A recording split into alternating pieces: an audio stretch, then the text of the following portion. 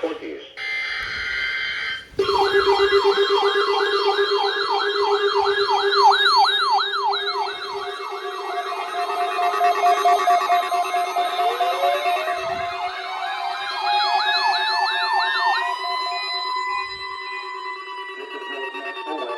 In Wilmington, North Carolina.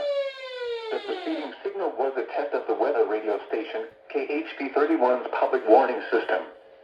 During potentially dangerous weather situations, specially built receivers can be automatically activated by the signal to warn of the impending hazard.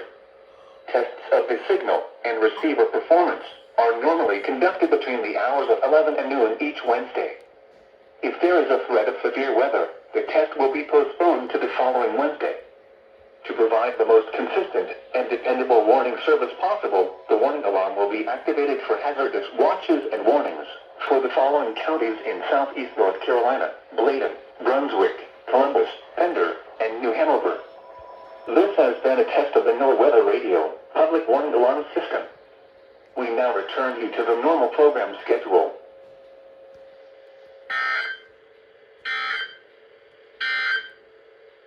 And now taking a look at the forecast for the Cape Fear region.